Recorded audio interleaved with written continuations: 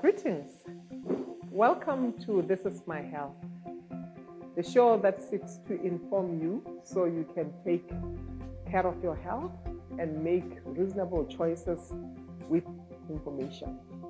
Today we have a topic that we have chosen to call Unmentionable Diseases. We are still in the season where we are looking at HIV and AIDS. But we know that there are some things that we are free to talk about.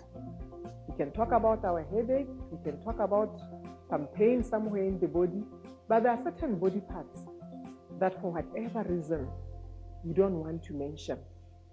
Unfortunately, diseases don't go with what is being talked about most.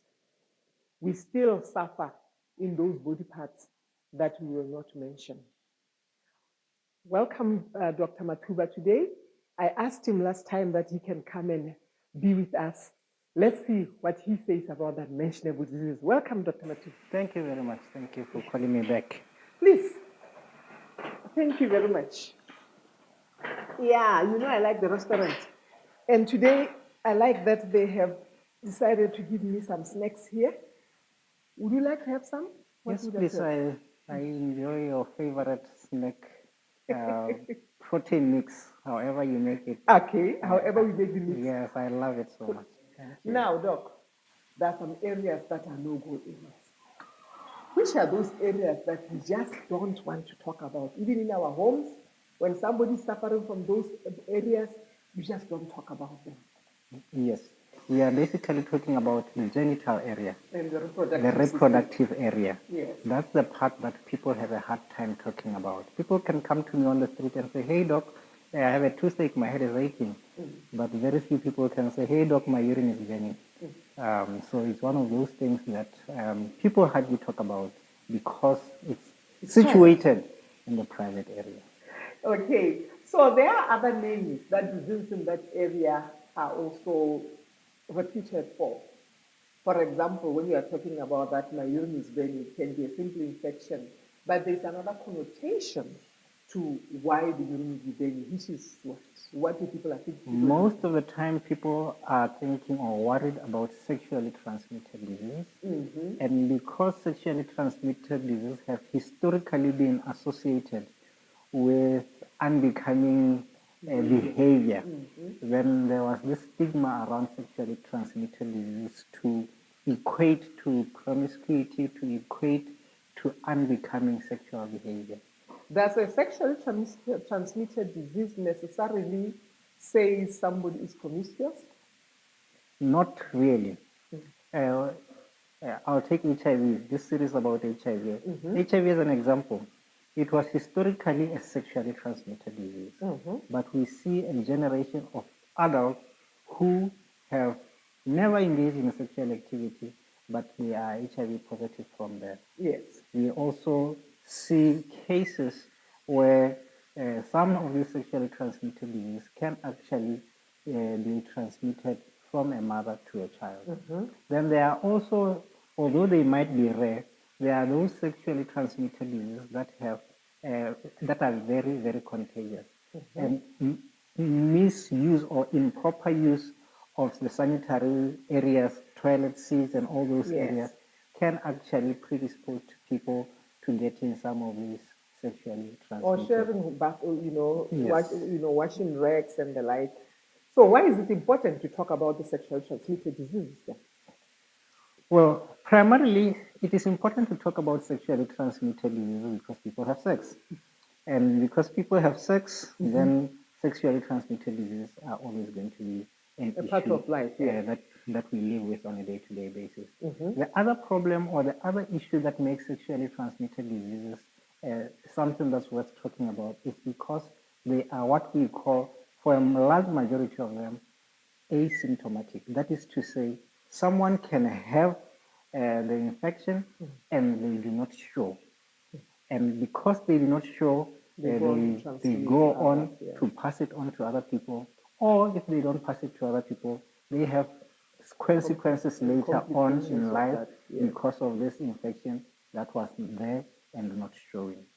We also need to remember it's not all areas that are in the all diseases that are in the genital area that are sexually sexually transmitted. Yes, yes. So there are things like prostate cancer in men, for example, which is not sexually transmitted. There are things that we find, Bartholin cysts in women. There's quite a lot of things that go on in that area that we need to talk about. Things like cancer, cervical cancer, is something that's on the rise in women, although it is not primarily considered a sexually transmitted disease, but STIs play a huge pivotal role in its progression and presentation. So I like that, because what you are basically saying is when we talk about the private area, we forget that this is a system.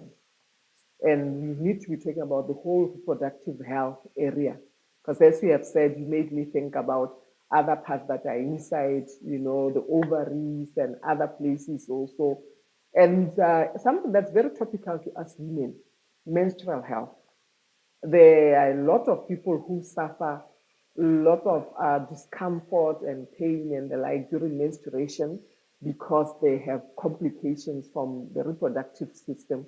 And I can imagine they also don't come out because that's a private thing. So it's good you talk about sometimes they don't come out because it's private, or sometimes it's because they are told that once you become a lady, you get into puberty, these things happen, and people maybe tend to think, well, this is who I am, this is how I am, and they actually go to live on with a problem that could actually have been solved earlier on had they opened up about I think that's actually one of the main reasons why topics like this should come on This Is My Health. Because we are saying, as you have just put it, people suffer silently and they imagine that it's just the way things are. These kinds of things can be talked about. So they can't even talk about them to their health workers, they can't talk about them to their family members. And the younger they are, the more they suffer. Exactly. So today we are talking about the unmentioned ones, focusing on the genital area, the reproductive area. But like you mentioned, HIV has a lot of stigma still. That's one of the things that people go through that's not mentioned. There is a lot of discrimination that people go through, not only with HIV, with a whole lot of other sexually transmitted diseases and other infections apart from HIV. So now let's talk about some of the sexually transmitted infections. Let's zone in on the next 2 or 3 minutes on those before we go into the other diseases of the genital area. So sexually transmitted disease, actually the World Health Organization estimates that on an average day, 1 million new infections, sexually transmitted infections occur.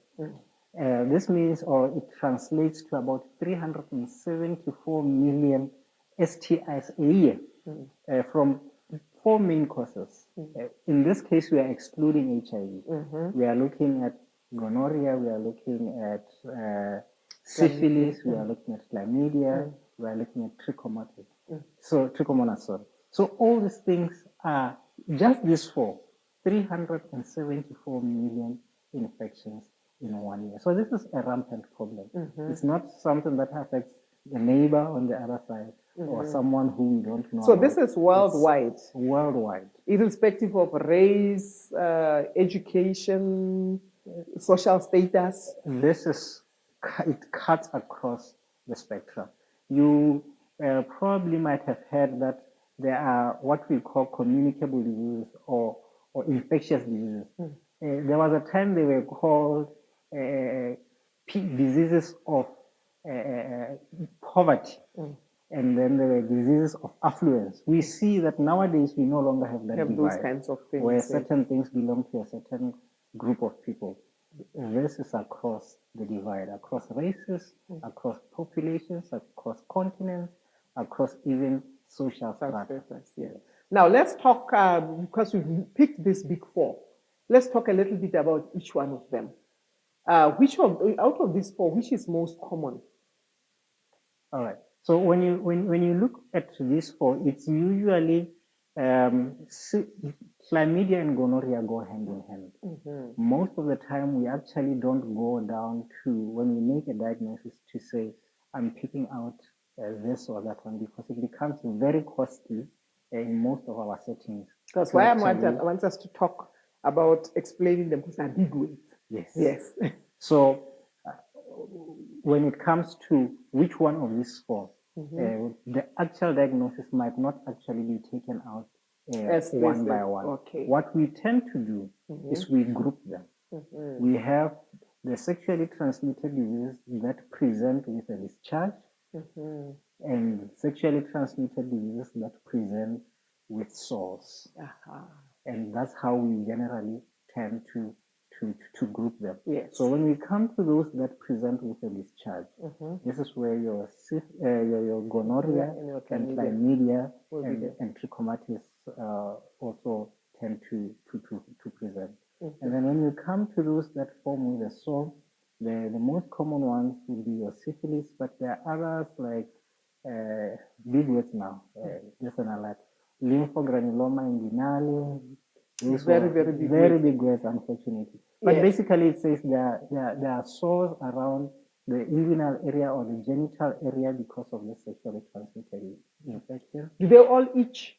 Because you started off by saying my urine is burning, and I was thinking, okay, he's going to go to the itch. Do they all present with itching? All right. Now, when you bring itch into the picture, it brings one of the more common ones that present with itch would also be candida or fungal infection. So when there is discharge, usually it's one of four things. It's either a fungus, it's either chlamydia, it's either gonorrhea, or it's because of... Now, hold your thoughts right there, because we are going to go for a break. When we come back, I want us to go now deeper more into the symptoms, what somebody is seeing that should make them start mentioning unmentionable diseases. Please don't go away. I am sure you want to find out more about these diseases. We'll be right back.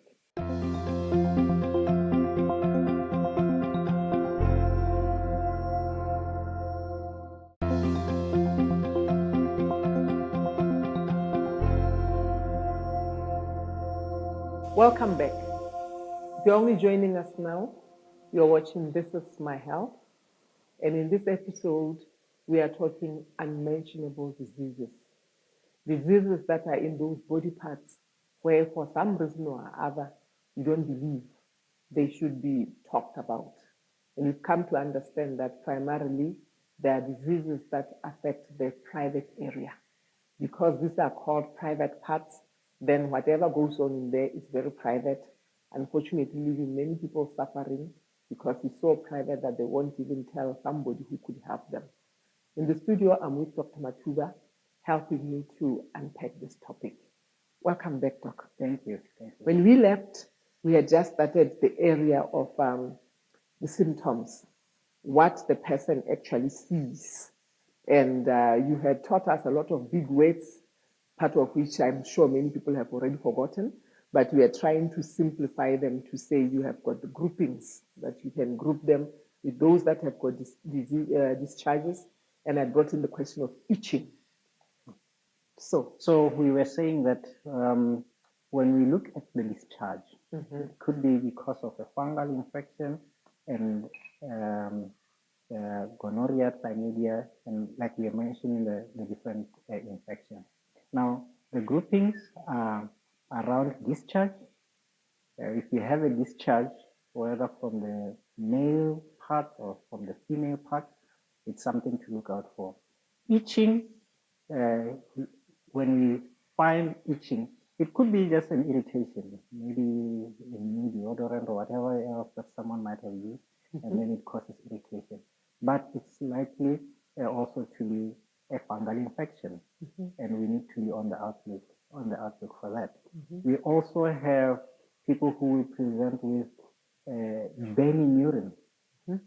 So when you're going to the toilet, it feels like it's burning, it's painful, or it's refusing to come, or it can come up in different ways.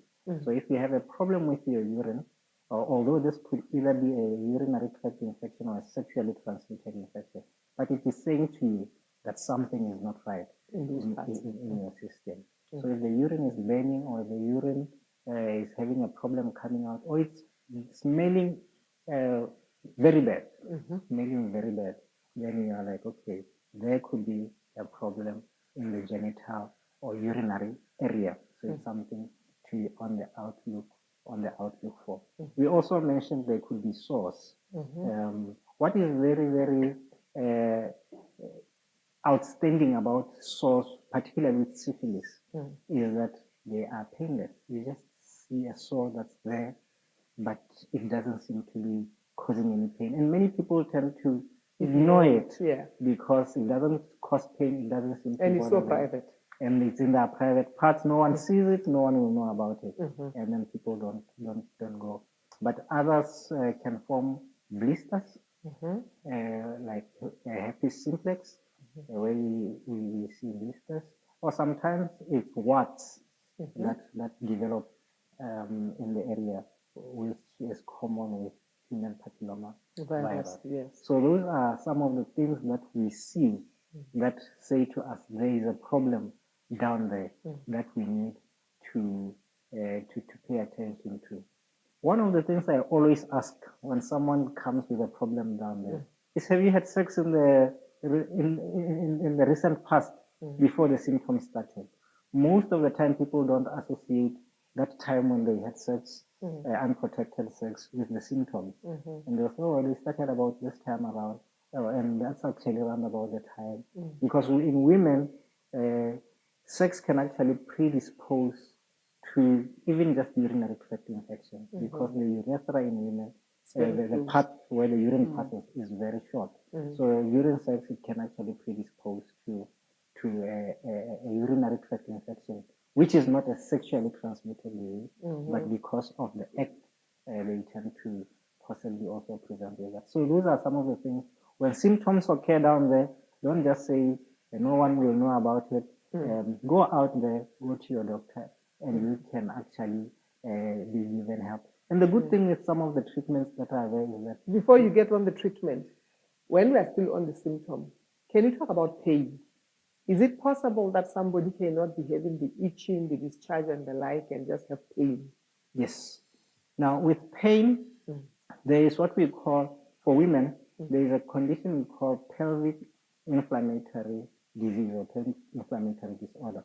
It is where the infection has gone up into the female reproductive system, and it's affecting different parts. It could be the fallopian tube, it could be out in the ovary, or sometimes even the infection goes out. The inner part of the it goes out of the fallopian tube into the inner parts, the lower abdomen, and it causes irritation there and pain. And may come like painful stomach. Yes. You are saying that somebody, my tummy hurts. My tummy hurts, the lower part of my tummy hurts. So it can actually present with that pain, which many people might actually say, this pain has been there for some time, and we actually forget to think that it could have actually been started off as a sexually transmitted infection. Or maybe painful sex, does that also show? So things like painful sex or blood, urine sex, those things are saying to us that there is inflammation,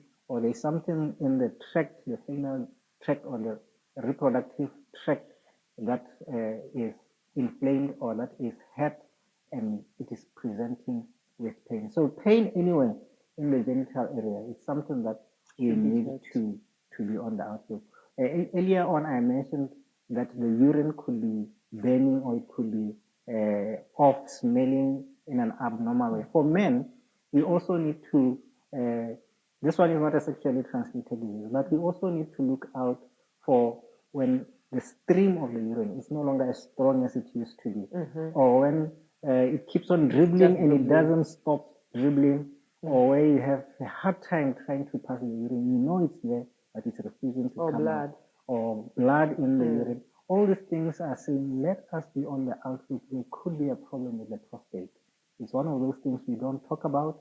It's one of those things that most men, once you are 55 and above, you need to be on the outlook for prostate cancer, because it is a real problem that we are dealing with.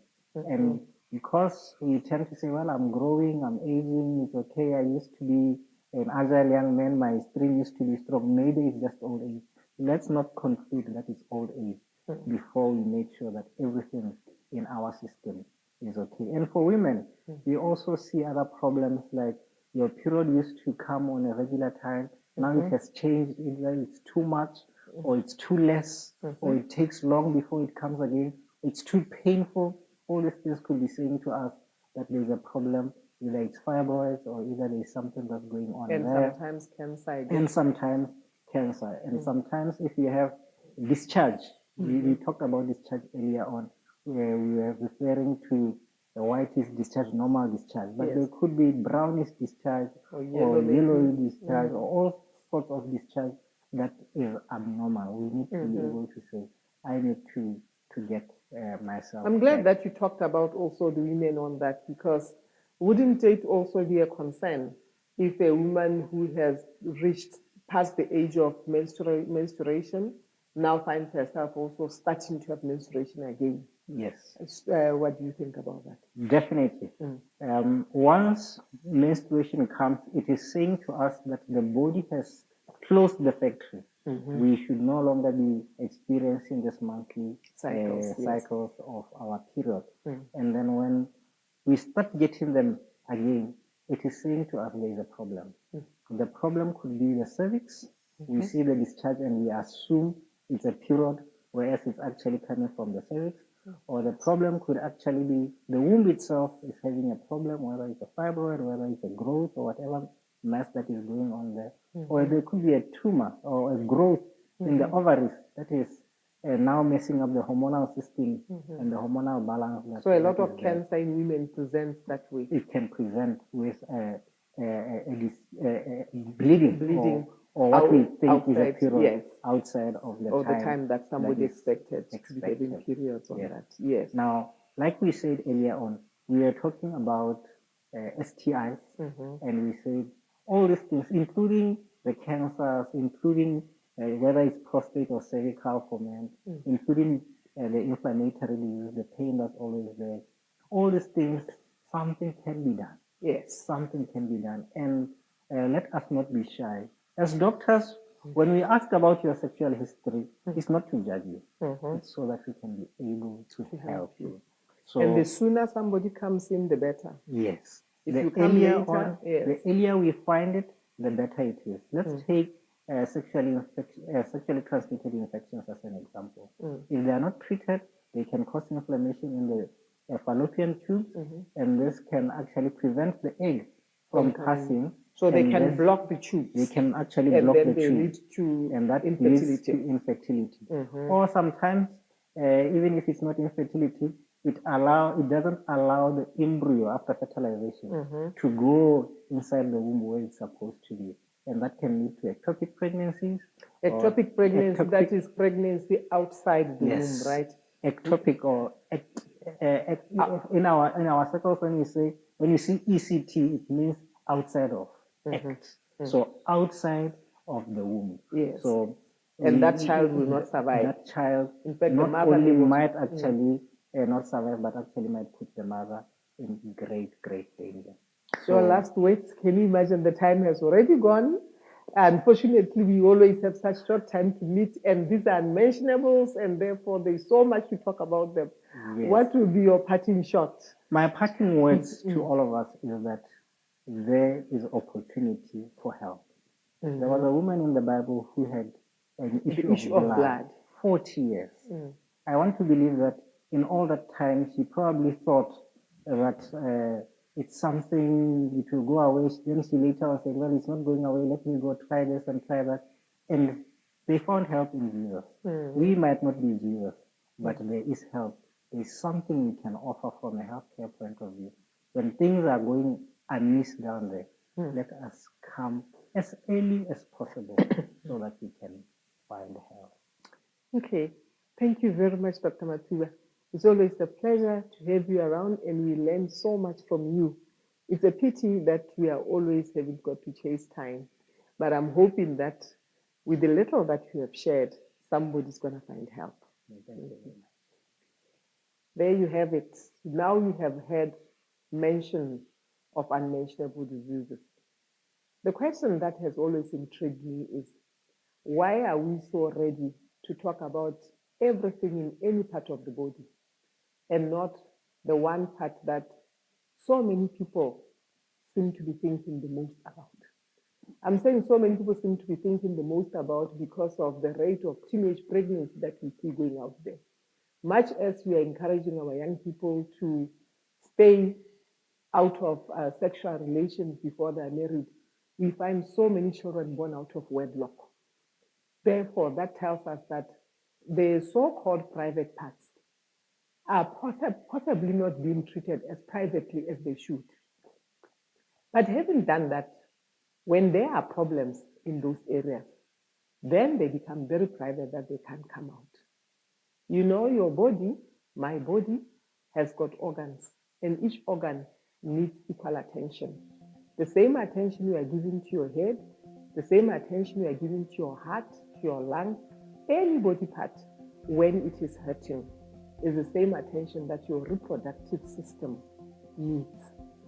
When the body is giving you symptoms that the doctor has spelled out, whether they're itching or be it pain, be it discharge, whatever it is that you are not used to seeing in those areas, it is a sign that you should go and look for help. Don't be shy. Maybe you can't talk to your parents or even your friends, but there are healthcare workers out there.